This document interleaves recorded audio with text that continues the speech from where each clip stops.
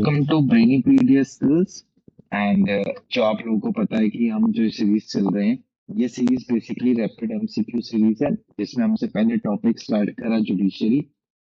और एक सजेशन रहेगा कि जो लोग ऑलरेडी जुडिशरी टॉपिक को कवर अप कर चुके हैं, वो लोगों के लिए ये सीरीज जो है बहुत बेनिफिशियल रहेगी, क्योंकि हम एक लिमिटेड टाइम में नंबर ऑफ क्वेश्चंस जो हैं वो ज्यादा कवर करने की कोशिश करेंगे। लेकिन जो लोग एज अ बिगनर हैं, वो डेप्थ एनालिसिस सीरीज पे ज्यादा फोकस करें, क्योंकि वहां पे हर पॉइंट को, हर वर्ड को, अगर क्वेश्चन में एक छोटा सा वर्ड भी मेंशन है, तो उस चीज को भी डेप्थ में एक्सप्लेन करा गया है, ताकि before just going through studies, before just you are going through your books, आप लोगों को क्लैरिटी हो कि हम बुक में पढ़ने क्या वाले हैं, राइट।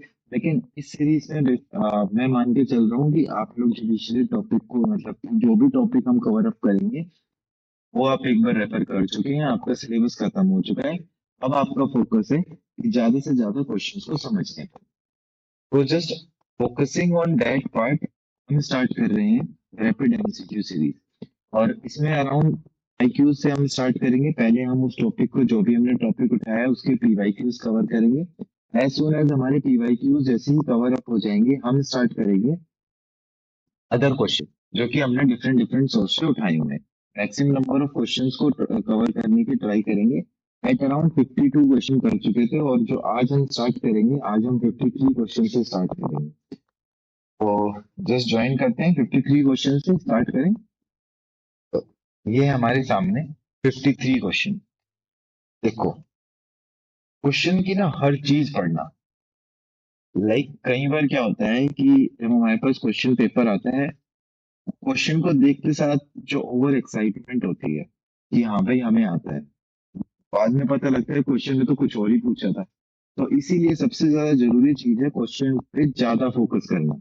हम हर क्वेश्चन को जल्दी सॉल्व करेंगे, लेकिन ट्राई करेंगे कि क्वेश्चन में हर वर्ड को मेंशन, मतलब पढ़ें, प्रॉपरली पढ़ें कि क्वेश्चन की एग्जैक्ट स्टेटमेंट क्या थी। प्रीवियस प्रीवियस क्वेश्चन में हुआ है कि कहीं एक आधे क्वेश्चन में हम भी ज्यादा स्किप अप कर रहे थे, कि क्वेश्चन में तो करेक्ट पूछा है, हमने तो इनकरेक्ट निकाल लिया, या फिर ऐसे। ये सारी चीजों पे ज्यादा फोकस है, राइट। तो स्टार्ट करते हैं क्वेश्चन नंबर 53 से। I hope you all are ready and well settled. तो स्टार्ट करते हैं। क्वेश्चन नंबर 53 कहता है कि कौन सा प्रोविजन इंक्लूड बेसिक स्ट्रक्चर में हमारे कॉन्स्टिट्यूशन के through the various supreme court judgments. देखो, केशव नंदा भारती केस जो 1973 हुआ, केशव नंदा भारती केस हुआ जो 1973, एबीसी, कौन बनेगा करोड़पति। तो ये केशव नंदा भारती केस 1973 में, इसके बाद इसमें जो बेसिक स्ट्रक्चर है वो डिफाइन कर दिया, ठीक है। ओरिजिनली वो हमारे कॉन्स्टिट्यूशन में मेंशन नहीं था, तो उसके अंदर ना काफी सारे प्रोविजन ऐड करे गए। अब वो जो काफी सारे प्रोविजन थे, जैसे federal structure, welfare state, parliamentary form of system, ये सारे कुछ बहुत सारे प्रोविजन ऐड करे गए उसमें। जुडिशियल रिव्यू भी ऐड करा गया, रूल ऑफ लॉ भी ऐड करा गया, यूनिटी इंटीग्रिटी भी ऐड करा। तो वही चीज पूछी है। Republic nature of Indian polity, बिल्कुल। वेलफेयर स्टेट, बिल्कुल सही। Freedom and dignity of individual, बिल्कुल सही। सॉवी ऑफ पार्लियामेंट, ये गलत हो जाएगा। अच्छा जी, अगर आपने पार्लियामेंट को कंप्लीट इंडिपेंडेंस दे दी कि जाओ भाई, आज जो गवर्नमेंट आई है, जो मर्जी लॉ बनाए, ठीक है, हम कुछ नहीं बोलेंगे, आप फंडामेंटल लॉ को वायलेट करो कि करो, एक तरीके से तो जो हमारा कॉन्स्टिट्यूशन है, उसके बेसिक फीचर्स को भी अफेक्ट कर देगा। तो इसीलिए ये स्टेटमेंट हो जाएगी हमारी गलत। लास्ट स्टेटमेंट है फ्री एंड फेयर इलेक्शन, जो कि बिल्कुल सही है, राइट। तो ऑप्शन नंबर 4 हमारा गलत है, सही है 1 2 3 एंड 5। क्वेश्चन में पूछा है करेक्ट आंसर, करेक्ट आंसर हो जाएगा 1 2 3 and 5, option number B. I hope question समझ में आ गया होगा। नेक्स्ट क्वेश्चन पे मूव ऑन करते हैं। Question number 4, consider the following statement regarding supreme court of India. चलो जी, देखते हैं सुप्रीम कोर्ट ऑफ इंडिया क्या कहता है। देखो, supreme court of India apex court है, राइट। और ये हमारे कॉन्स्टिट्यूशन के पार्ट 5 के अंदर मेंशन है। ये चीजें याद रखना, एसएससी पॉइंट ऑफ व्यू से काफी ज्यादा इंपॉर्टेंट है कि इन पार्ट्स को भी याद रखो, ठीक है, आर्टिकल्स को याद रखो। अच्छा, सबसे पहले आता है seat of the supreme court can be set up anywhere in India. क्या लगता है सुप्रीम कोर्ट कहाँ पे है? दिल्ली में स्टैब्लिश है। अगर सुप्रीम कोर्ट अपनी चाहे, उनकी जो मीटिंग होल्ड करना चाहे, तो वो क्या कहीं पर भी मीटिंग्स ले सकता है अपनी? एग्जैक्टली जिसने आर्टिकल 130 को डिटेल में पढ़ा होगा वो इस क्वेश्चन को बिल्कुल सही मार्क करके आएगा, क्योंकि सीट में सुप्रीम कोर्ट हमारा बेशक दिल्ली में है, लेकिन वो कहीं पर भी अपनी मीटिंग्स को हेल्ड कर सकते हैं। ठीक? और इसके लिए उन्हें किसी अप्रूवल की जरूरत है? आर्टिकल 130 में ही मेंशन कि उन्हें प्रेसिडेंट की अप्रूवल की भी जरूरत होगी इसमें, टाइम टू टाइम बेसिस पे। नेक्स्ट पॉइंट है कि भाई constitutional amendment is required for the purpose of setting up of session benches of the supreme court in various regions of India. ये इन आर्टिकल 133 130 पे जाएंगे। ठीक है, खाली प्रेसिडेंट का अप्रूवल ही होगा सेशन बेंचेस को सेटअप करने के लिए, वही कॉन्स्टिट्यूशनल अमेंडमेंट की रिक्वायरमेंट नहीं होती। सेम चीज हमारे आर्टिकल 30 में ऑलरेडी मेंशन है। At least 5 judges benches need to hear cases that involve a substantial question of law as to interpretation। अच्छा, अगर कॉन्स्टिट्यूशन में कोई भी इंटरप्रिटेशन होना है तो मैंने एक इससे पहले भी करा था कि वो एटलीस्ट 5 जजेस बेंच होनी चाहिए। सेम चीज यहाँ पे पूछी है, और ये तुम्हारे कहाँ पे मेंशन है, कौन से आर्टिकल में? ये मेंशन है आर्टिकल 45 क्लॉज 3। ठीक है, तो हमारा no constitutional amendment is required ये भी सही है, और हमारा ऑप्शन भी सही है। क्वेश्चन में पूछा है which of the following are correct, तो हमारा आंसर हो जाएगा 1 2 एंड 3। आगे मूव ऑन करते हैं क्वेश्चन नंबर 55। तो क्वेश्चन नंबर 55 कहता है सुप्रीम कोर्ट से फिर से स्टेटमेंट देखो। चलो भाई देखते हैं, इतनी देर से सुप्रीम कोर्ट ही तो देख रहे हैं। तो statement the present Supreme Court of India was constituted by Government of India Act 1935। कुछ अटपटा सा नहीं लग रहा, क्योंकि जब हमने पढ़ा है सुप्रीम कोर्ट ऑफ इंडिया 28 जनवरी 1950 में इनॉग्रेट हुआ था, और किसको रिप्लेस करा था? मतलब कि पहले हमारी कंट्री में फेडरल कोर्ट ऑफ इंडिया था, उसके ऊपर जो कोर्ट है वो ये था। ठीक है, और इसने ब्रिटिश प्रिवी काउंसिल को रिप्लेस कर दिया था as high court of appeal. तो ये कब सेटअप, ये जो है गवर्नमेंट ऑफ इंडिया एक्ट से सेटअप नहीं हुआ था। ठीक है, जो जो फेडरल कोर्ट था इंडिया का, वो सेटअप हुआ था गवर्नमेंट ऑफ इंडिया एक्ट 1935। तो ये ऑप्शन हमारा हो गया गलत। ठीक है, बच्चे कंफ्यूज हो जाते हैं फेडरल कोर्ट ऑफ इंडिया में और सुप्रीम कोर्ट ऑफ इंडिया में, यहाँ पे थोड़ा सा फोकस रखना। फिर इसके बाद आता है कि original constitution fix the set of the supreme court at 8 including the chief justice of India. Yes exactly, जो ओरिजिनल कॉन्स्टिट्यूशन है 1950 का, उसने ये जो सुप्रीम कोर्ट का जो कॉम्पोजिशन था उसको 8 ही सेटअप करा था। जैसे 7 तो अदर जजेस थे और एक था हमारा मास्टर रोस्टर, जिसे हम कहते हैं चीफ जस्टिस ऑफ इंडिया।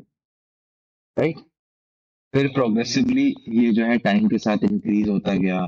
1956 में इसकी काउंटिंग 10 कर दी गई, फिर 1960 में ये 13 हो गया, ऐसे ये बढ़ता चलेगा। और एट प्रेजेंट ये जो काउंटिंग है ये 4 है, इसमें 33 अदर जजेस है और एक हमारा मास्टर प्रोफेसर है। तो ये स्टेटमेंट हमारी बिल्कुल सही है।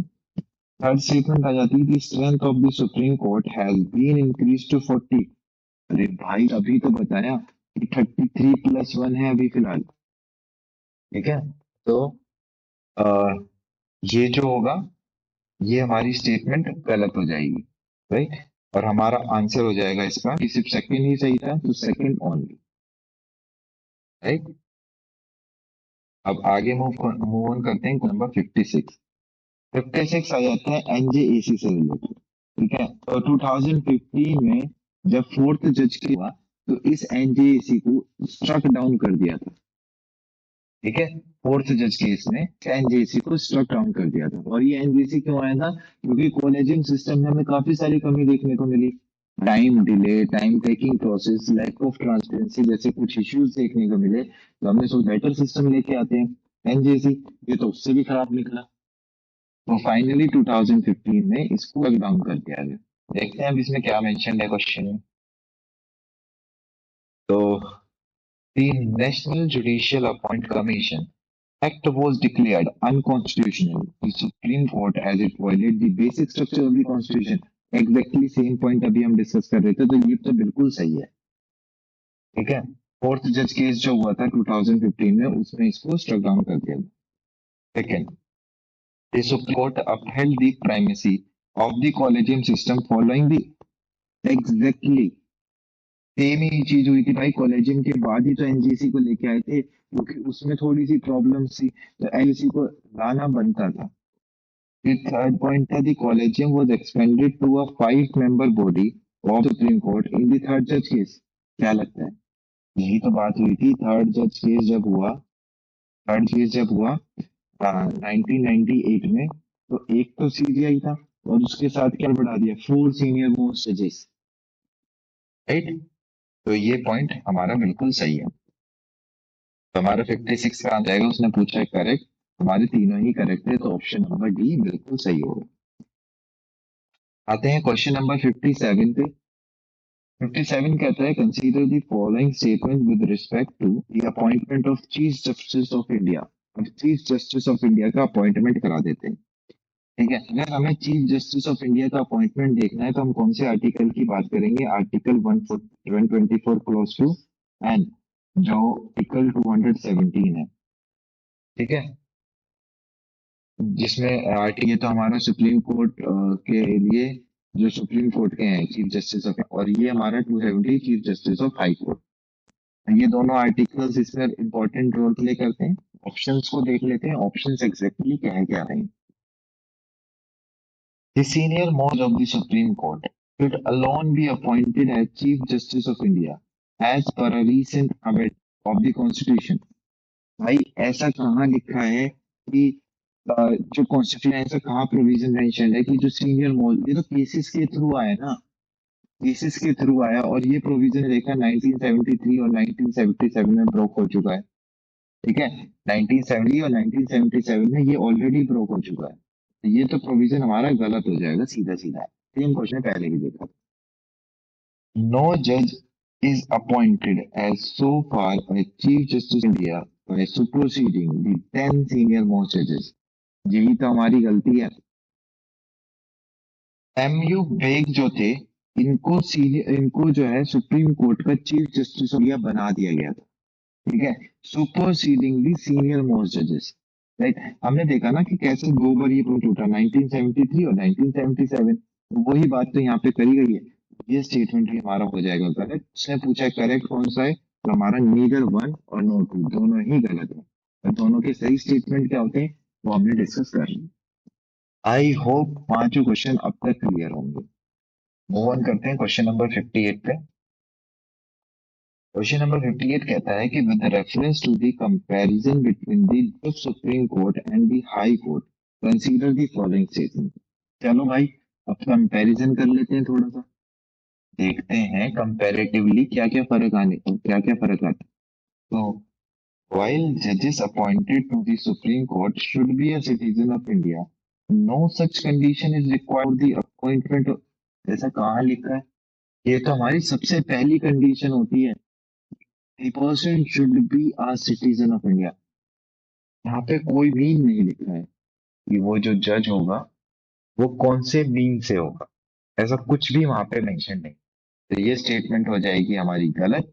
इसके बाद आता है no distinguished jurist has been appointed as judge of Supreme Court। ये सेम क्वेरी जो है अभी हमने इससे पहले वाले कुछ क्वेश्चंस में पढ़ी थी कि अब तक डिस्टिंग्विश्ड जूरिस्ट, मतलब काफी टाइम से डिस्टिंग्विश्ड जूरिस्ट, मतलब कि टिल नाउ डिस्टिंग्विश्ड जूरिस्ट जो है उनको जज नहीं बनाया गया सुप्रीम कोर्ट का, तो ये स्टेटमेंट भी हमारी बिल्कुल सही हो जाएगी, ठीक है।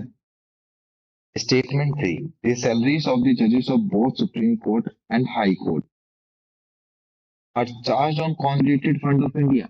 ये बिल्कुल गलत है। सिर्फ सुप्रीम कोर्ट की चार्ज होती है कॉन्सोलिडेटेड फंड ऑफ इंडिया पे, सिर्फ सुप्रीम कोर्ट की, और जो हाई कोर्ट की चार्ज होती है कॉन्सोलिडेटेड फंड ऑफ स्टेट पे, ठीक है। तो ये स्टेटमेंट भी हमारी गलत हो जाएगी। उसने पूछा है करेक्ट, तो करेक्ट तो हमारी सिर्फ सेकंड थी, तो second only C option correct होगा। अब मूव ऑन करते हैं नेक्स्ट क्वेश्चन पे। हमने देख लिया ना कि भाई हाई कोर्ट की salary consolidated fund of state पे और सुप्रीम कोर्ट की कॉन्सोलिडेटेड फंड ऑफ इंडिया पे। आर्टिकल कौन से में मेंशन है, अपॉइंटमेंट ऑफ ये chief justice of India 124 clause two, अगर हम बात करें हाई कोर्ट की तो 217।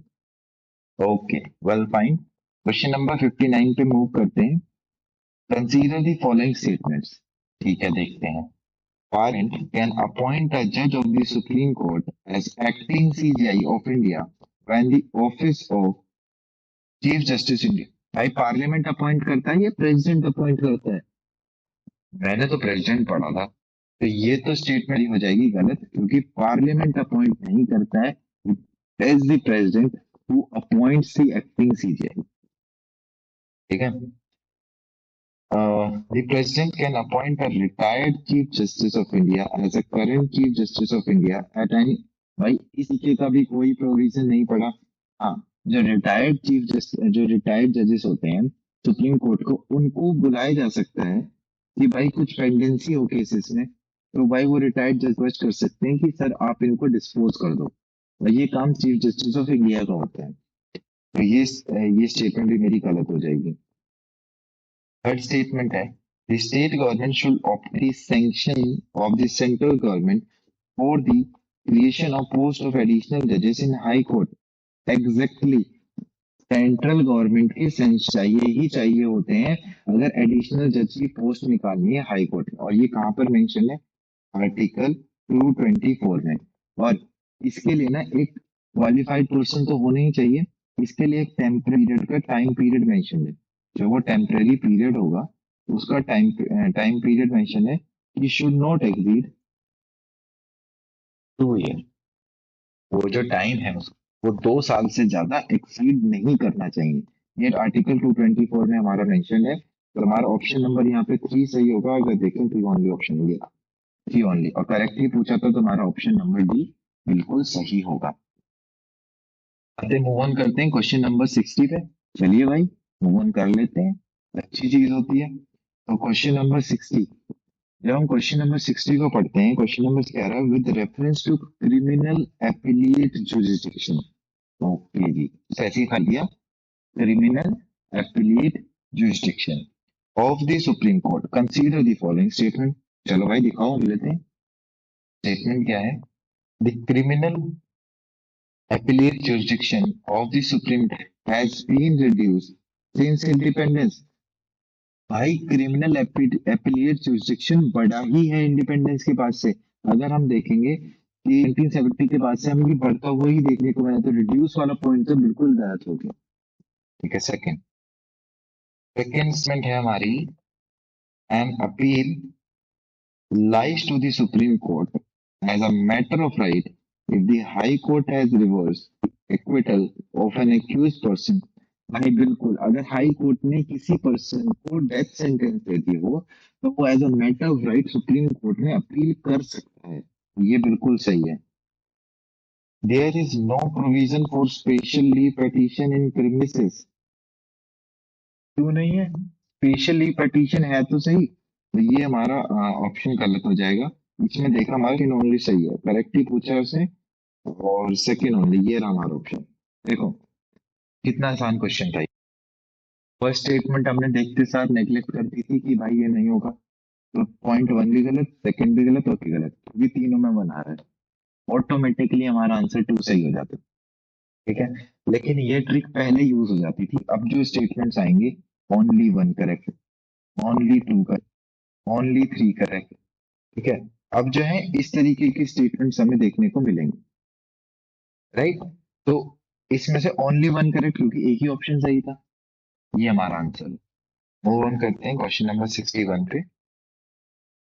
क्वेश्चन नंबर 61 कहता है कि in which of following cases has the president made references to the Supreme Court under Article 143। अच्छा जी, एक बार रीड है कि काफी अच्छा क्वेश्चन है, इसमें केसेस की बात हुई है। In which of the following cases has the president made references to the supreme court under article 143। ठीक है, जो आर्टिकल 143 है वो प्रेसिडेंट को एक एडवाइजरी पावर दे देता है कि भाई वो सुप्रीम कोर्ट से ओपिनियन ले सकता है। ठीक है, ये चीज है। तो हमारे इसमें है बैरोबेरी यूनियन केस जब हुआ था, ठीक है, तो बैरोबेरी यूनियन केस कब हुआ? 1960 में, तो इसमें तो यही चीज हुई थी। ठीक है, उसके बाद आता है कि हाँ हाँ हाँ validity of speaker decision with regards to verification under, ऐसा कुछ भी मेंशन नहीं है। ठीक है। फिर आता है पंजाब टर्मिनल ऑफ एग्रीमेंट, हाँ बिल्कुल, ये चीज उसमें मेंशन थी। ठीक है। फिर इसके बाद आती है consultation process to be adopted by the chief justice of India for the appointment of जजेस ऑफ सुप्रीम कोर्ट। बिल्कुल, ये कब हुआ था? 1998 में। ये पॉइंट भी हमारा बिल्कुल सही है। तो हमारा अब तक 1 सही है, 3 सही है और 4 सही है, 2 गलत है। तो जहां 2 देखने को मिले वो काट दो पहले तो हमारा ऑप्शन बी तो वैसे ही सही आ गया। अब सी, 2G स्पेक्ट्रम केस वर्डिक्ट भी इसमें इंक्लूडेड था। ठीक है। ये कब हुआ था? क्रॉस ऑल सेक्टर 2012 में। ठीक है। ये थे आपको बता दी। वैसे अगर अगर आपको नहीं पता कि भाई प्रेसिडेंट से रिलेटेड कोई भी रेफरेंस मेंशन नहीं था 10 से रिलेटेड, आप एक बार सारे केसेस को गो थ्रू कर लेना, आपको यहाँ पे पता लग जाएगा। क्योंकि अगर हम एक एक पॉइंट को अगर एलोबरेट करने लगेंगे तो ये हमारा अराउंड 15 मिनट्स आ जाएगा। मैंने आपको डेट बता दी कि ये चीज 1998 में आया था, ये 2012 में देखने को मिली थी, ये 1960 में, और ऐसा कुछ भी मेंशन नहीं था, तो हमें इसकी एग्जैक्ट डेट भी नहीं। मूव ऑन करते हैं क्वेश्चन नंबर 62 पे। क्वेश्चन नंबर 62 है, ओके, अब क्वेश्चन है प्री कॉन्स्टिट्यूशन ट्रीटी से related. Consider the following statement with respect to pre constitution agreement and treaty. चलिए जी देखो, प्री कॉन्स्टिट्यूशन एग्रीमेंट्स होते क्या है या ट्रीटी क्या है? देखो, संविधान के बनने से पहले के पीरियड, देखो कोई भी चीज होने की, कोई भी चीज हो रही है तो उससे पहले वाले पीरियड को प्री कहते हैं, और जब वो हो जाती है तो उसको कहते हैं पोस्ट। राइट, इतना तो पता है। तो प्री कॉन्स्टिट्यूशन ट्रीटी, कॉन्स्टिट्यूशन के बनने से पहले जो भी कोई भी लॉ थे या फिर कोई भी एग्रीमेंट थे उनसे रिलेटेड डिस्प्यूट्स। तो सबसे पहले, it mean such an agreement which was executed before the commencement of station and which continues to be in operation after commitment. Exactly यही चीज तो होती है प्री कॉन्स्टिट्यूशन ट्रीटी। तो हमारा पॉइंट 1 तो सही है, जहां पे 1 नहीं है उसे काट दिया जी।